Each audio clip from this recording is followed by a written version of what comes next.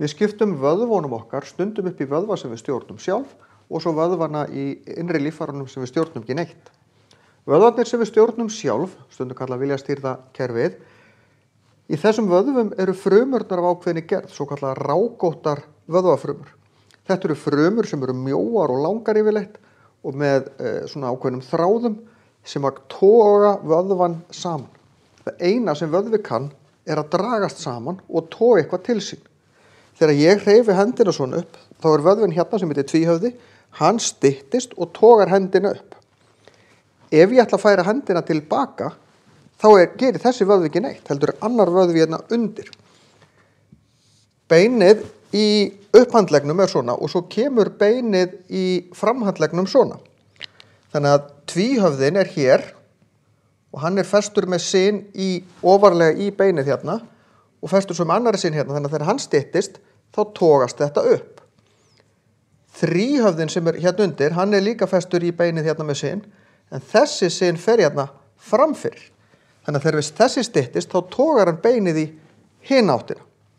Það eru nefnilega engir svona rákóttir vöðvar sem að kunna að ýta, þeir kunna bara að toga.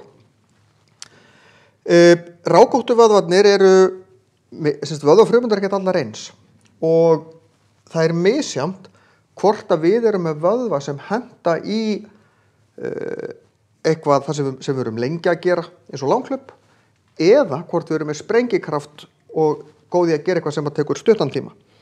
Þetta á ekki bara við hlaup en það er auðveldast að útskýrt út frá hlaupi. Sumir eru góðir í spretthlaupi á meðan aðrir eru betur í langhlaupi og ég er ekkert endilega að tala um að við séum eitthvað á leiðin ólympíuleika. Hin gerðin sem eru ekki rákóttir vöðvar eru svo kallar sléttir vöðvar og það eru öðruvísi frumur í þeim. Þetta eru vöðvafrumur en þær líta bara aðeins öðruvísi út og virka aðeins öðruvísi.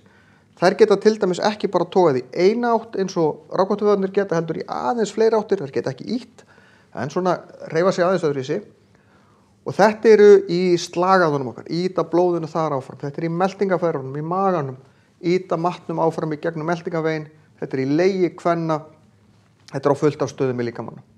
Hjartað er síðan alveg spes vöðvi.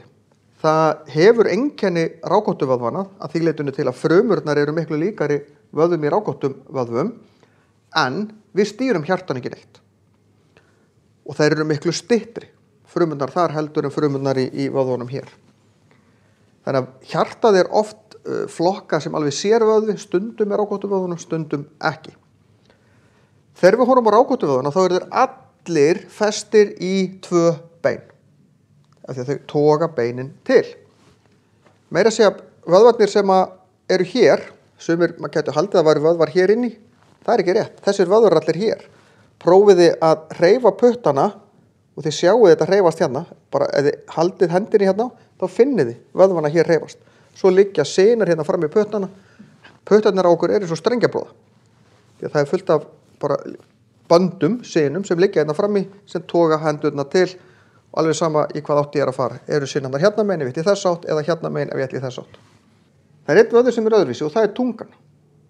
Hún er bara fest í annan endan og við getum hreyft hana í allar áttir. Það getum við ekki því að tungan er í raun margir litlir vöðvar saman. Því annars gæti ég bara dregið hana saman en við getum togað hana til þar af því að það eru mismunandi vöðvar að togast á.